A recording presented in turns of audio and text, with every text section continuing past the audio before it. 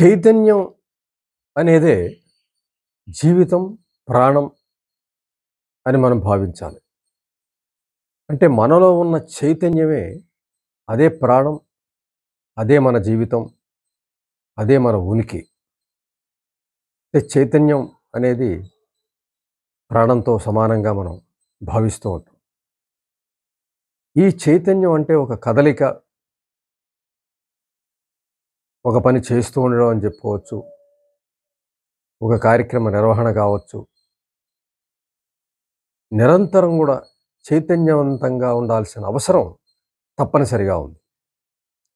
ఎవరైతే ఎక్కువ చైతన్యవంతంతో ఉంటారో వాళ్ళు జీవితంలో ముందుంటారు. ఉన్నత జీవితంలో కొనసాగుతూ ఉంటారు.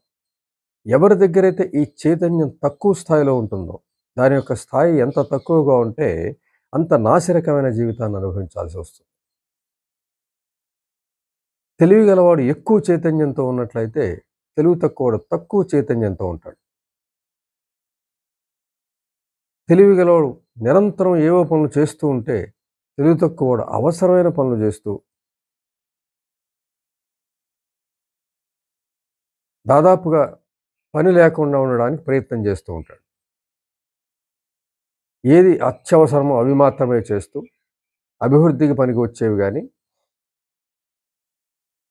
ఉన్నత స్థితికి వెళ్ళడానికి పనికొచ్చేవి గానీ, చెయ్యలేని స్థితిలో ఉంటాడు. అవి భారంగా అనిపిస్తూ ఉంటాయి. అంటే ఏదైతే తనకి అవసరమవుతుందో అవి మాత్రం చేస్తూ, నిశ్శబ్దంగా, జడత్వంగా కాలం గడుపుతూ ఉంటాడు. కానీ తెలివి గలవాడు చైతన్యంతో, నిరంతర చైతన్యంతో ముందుకు వెళ్ళే పరిస్థితి ఉంటుంది. ఎవరైనా ఒక వ్యక్తిని మనం గమనిస్తూ నిత్య చైతన్యవంతంగా ఉన్నాడు అంటే తప్పనిసరిగా జీవితంలో ముందు ఉండడం జరుగుతుంది. ఆ చైతన్యవంతంగా ఉండడం ద్వారా మెదడు చురుగ్గా పనిచేస్తుంది. శరీరం చురుకైన ఉత్సాహంతో ఉంటుంది. ఎప్పుడు పని, పని అంటూ ఉంటుంది. చైతన్యవంతంగా ఉండే వాళ్ళ మనసు, బ్రెయిన్. చైతన్యం తక్కువ స్థాయిలో ఉన్న వ్యక్తులకి విశ్రాంతి, విశ్రాంతి అని ఉంటుంది. బద్ధకం, బద్ధకం అనిపిస్తూ ఉంటుంది. లేజినెస్ పెరుగుతూ ఉంటుంది. లేజినెస్ అనేది, బద్ధకం అనేది, సోమరితనం అది చైతన్యానికి పూర్తి విరుద్ధం. ఎవరైతే చైతన్యవంతంగా ఉంటారో వాళ్ళు జీవితంలో ముందుంటారు. ముందుండే వాళ్ళని మనం పరిశీలిస్తే వాళ్ళు నిత్యం చైతన్యవంతంగానే ఉంటారు. ఏ రంగంలోనైనా సరే.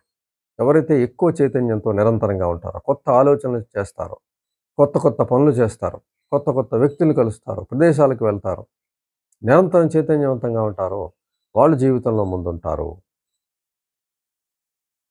ఎవరైతే అలా చేయకుండా స్తబ్దంగా కొనసాగుతారో వాళ్ళు జీవితంలో వెనకబడడం ఖాయం. అంచేత ఎవరైతే ఎక్కువ చైతన్యవంతంగా ఉంటారో వాళ్ళు జీవితంలో ముందుంటారో వాళ్ళు ఉన్నతంగా ఎదుగుతారు. గొప్ప స్థితిలో ఉండే అవకాశం తప్పనిసరిగా ఉంది. సహజంగా పుట్టడమే చైతన్యంతో పుట్టడం జరుగుతుంది. అందరూ కూడా 100% ఒకసారి మన బాల్యంలోకి వెళ్ళి చూసినట్లయితే నిరంతర చైతన్యంతో ఉంటారు. ఎవరో పిల్లలు ఉయ్యాల్లో పిల్లల దగ్గర నుంచి కూడా మనం చూస్తే ఎక్కడి నుంచి నిత్యం చైతన్యవంతంగా ఉంటారు. పేరింతలు కొడుతూ ఉంటారు. కాళ్ళు చేతులు కదుపుతూ ఉంటారు. పడుకున్నప్పుడు తప్ప మెళుకు ఉన్నంతసేపు ఏదో ఒక చైతన్యంతో ఉంటారు. కొద్దిగా ఎదిగిన తర్వాత ఏవో ఆటలు ఉండాలి. ఎక్కడ ఒక చోట స్థిరంగా ఉండరు. అటు పరిగెడతారు, ఇటు పరిగెడతారు. పాకే దశ నుంచి కూడా ఎక్కడ ఆగరు.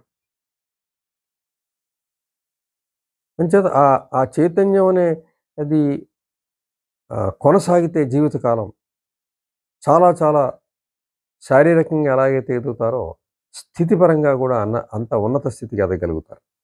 అసలు చైతన్యం అనేది తెలివిగలవాడి లక్షణం. నిత్యం చైతన్యంగా ఉండడం అనేది తెలివిగలవాడి లక్షణం. మన సమాజంలో గమనిస్తే ఉన్నత స్థితిలోకి వెళ్ళిన వ్యక్తులు, పేరు ప్రఖ్యాతులు సాధించిన వ్యక్తులు, గొప్ప వ్యక్తులుగా కీర్తించబడే వ్యక్తులు గమనిస్తే వారు నిరంతరం చైతన్యవంతంతో ఉంటారు. ఏవో పని చేపడుతూనే ఉంటారు. వయసుతో సంబంధం లేదు. ఆరోగ్యంతో సంబంధం లేదు. వాళ్ళ వైఫల్యాలతో సంబంధం లేదు. అపజయాలతో సంబంధం లేదు. జనం సహకరిస్తున్నారా సంబంధం లేదు. నా వెనక జనం ఉన్నారా లేదా సంబంధం లేదు.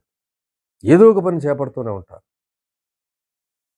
వాళ్ళు చేపట్టే పనుల్లో ఫెయిల్ అవుతాయేమో అని భయం ఉండదు. విజయం వస్తుందా అని అనుమానం ఉండదు. పని ఉందా లేదా అని చూసుకుంటూ వెళ్తారు. పనే చైతన్యం. చైతన్యమే పని. నిరంతరం కొత్త ఆలోచనలు చేస్తారు. కొత్త పనులు చేపడుతూ ఉంటారు. ఏ క్షణము ఖాళీగా ఉండరు. ఏవో ఒక పని చేపడుతూ ఉంటారు. వయసుతో సంబంధం లేదు. వయసుతో అస్సలు సంబంధం లేదు. ఆలోచన స్థిరంగా ఉంటే, ఆలోచన బలంగా ఉంటే, వయసు లేదు, శారీరక ఆరోగ్యం లేదు. అన్నీ కలిసొస్తాయి. అన్నీ చైతన్యవంతం అవుతాయి. మనసు చైతన్యవంతంగా ఉంటే. అంచేత ఎక్కువ చైతన్యవంతంగా ఉండడానికి మనం ప్రయత్నం చేయాలి. ఎక్కువ చైతన్యవంతంగా ఉండడం అంటే పనులు ఎక్కువ చేస్తూ ఉండాలి. కొత్త కొత్త పనులు స్వీకరిస్తూ ఉండాలి. పని చేస్తున్నామా లేదా? ఏదైనా పనిలో ఉన్నామా లేదా? అనేది ఆలోచించుకుంటూ ఉండాలి.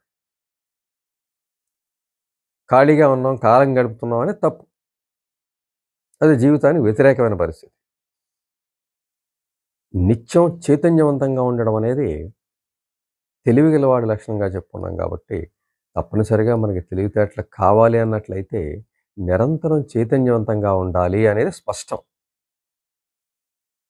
మెదడుని నిరంతరం చైతన్యవంతంగా ఉంచడం అంటే దానికి మూల కారణమైనటువంటి నిత్యం ఏదో ఒక పనిలో చేపడుతూ ఉండడం. ఏదో ఒక పని, ఏదో ఒక పని. అది నీ పని కావచ్చు, ఎదుటివాడి పని కావచ్చు. పనిలో ఉన్నామా లేదా అన్నది ప్రాథమికం. అభివృద్ధి కారకం, అభివృద్ధి మంత్రం. అది నీ పని, నా పని అనేది తేడా లేదు. పని ఉందా లేదా అన్నది ముఖ్యం. అలాగా జీవితంలో ఎవరైతే ఎక్కువ చైతన్యంతో కొనసాగుతారో, వాళ్ళు జీవితంలో ముందుంటారు. ఎన్నో విజయాలను చవిచూస్తారు. వాళ్ళ జీవితంలో ఫెయిల్యూర్స్ ఉండవని కాదు. అది కూడా ఒక ఆహ్, పనిగానే భావిస్తారు వాళ్ళు. వాళ్ళ ఓటమి వచ్చినా యెస్. ఓటమి వచ్చింది. ఏమిటి ఎలా ఓటమొచ్చింది? మళ్ళీ అది కూడా దానికి సంబంధించిన పని కూడా చూస్తారు. ఎలా వచ్చింది? అనలైజ్ చేస్తారు. అందులోంచి పాఠం పక్కన పెడతారు.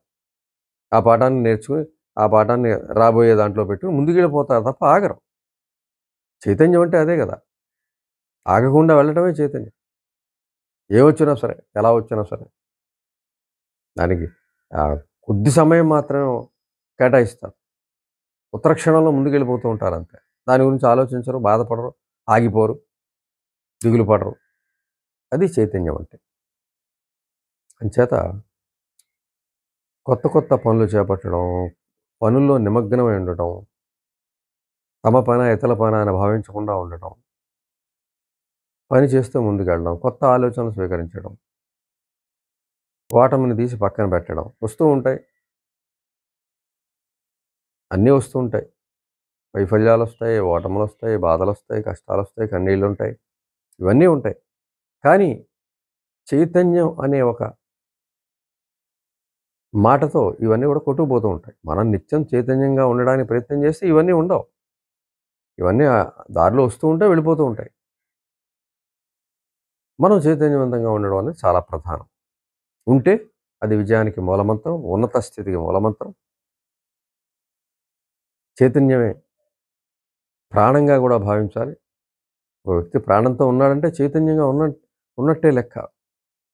చైతన్యానికి దూరంగా ఉన్నాడంటే జడత్వంగా మారిపోయుంటే సగం సగం ప్రాణంతో జీవిస్తున్నట్టు. ఒక సోమరితనం, ఒక బద్ధకము, పని లేనితనము, కాలక్షేపంగా కాలం గడిపేయడం. ఇవన్నీ కూడా జీవితానికి వ్యతిరేకమైనటు. చైతన్యానికి వ్యతిరేకమైనవి. అలాంటి జీవితంలో సుఖం ఉండదు. అన్ని చెడు ఆలోచనలు, చెడు హ్మ్, థాట్స్ ఇవన్నీ కూడా పుడుతూ ఉంటాయి. బుద్ధులు పుడుతూ ఉంటాయి. చెడు బుద్ధులు పుడుతూ ఉంటాయి. నేరో మైండెడ్‌నెస్ పెరిగిపోతుంది. ఉన్న చోటు నుంచి కదలి. అక్కడి నుంచే కుయుక్తులు పన్నుతూ ఉంటారు. మంచి వాళ్ళని బాధ పెడుతూ ఉంటారు. చైతన్యంగా ఎవరుంటారో వాళ్ళకి అడ్డుపడదామని ప్రయత్నం చేస్తూ ఉంటారు. ఈ బుద్ధులొస్తాయి. అంచేత నిరంతరంగా చైతన్యంగా ఉండటం అనేది జీవితానికి అత్యవసరమైనటువంటి పరిస్థితి. కాబట్టి ఎవరైతే ఎక్కువ చైతన్యవంతంతో ఉంటారో వాళ్ళదే జీవితం.